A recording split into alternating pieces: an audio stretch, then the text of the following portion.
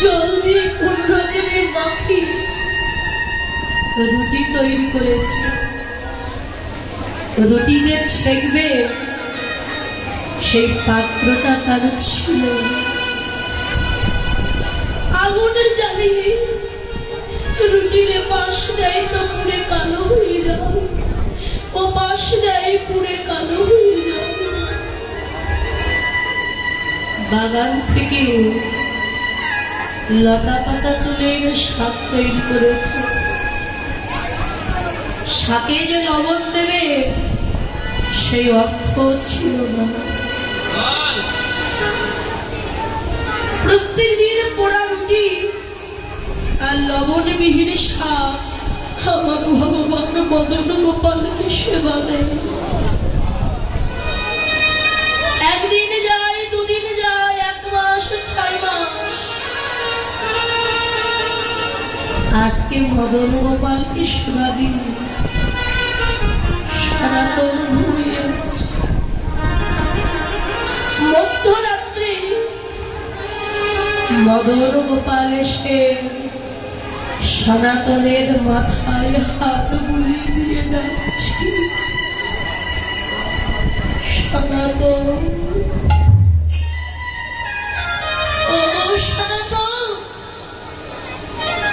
ঘুমিয়ে আছো? একবার দেখো আমি এসেছি। সনাতন, কে কে তুমি?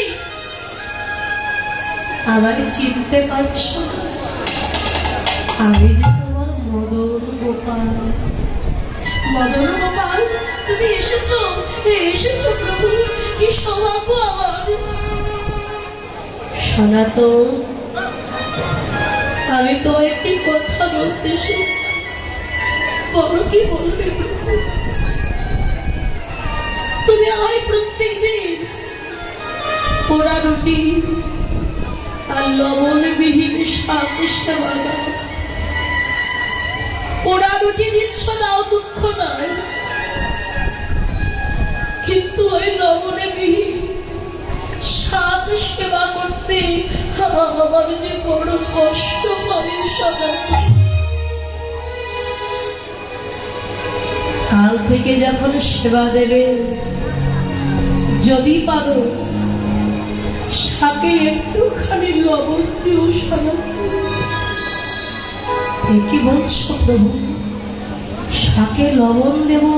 আমার যে অর্থ নাই, আমি যে দিন দরিদ্র কাতার ভিখারি। আজকে তুমি বলছো সনাতন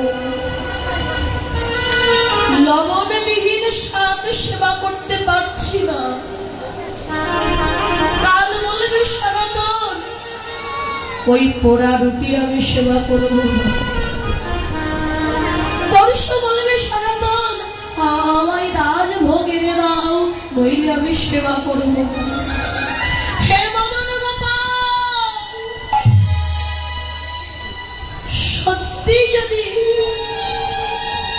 তোমার এতই ভালো ভালো সেবা করবার ইচ্ছে ছিল মনে, যখন আমি মন্ত্রের চাকরি করতাম, ধন সম্পত্তি সব ছিল, তখন কেন তুমি আমার কাছে এলে না?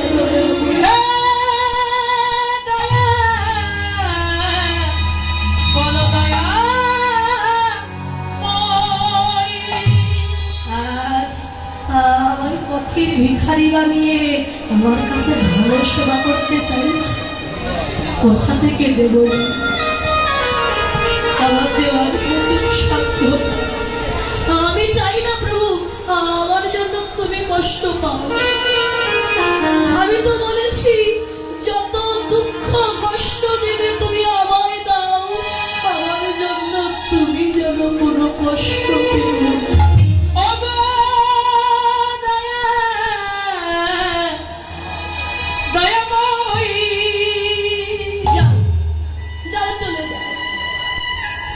যে ভক্ত রাজভোগ সাজিয়ে যাচ্ছে,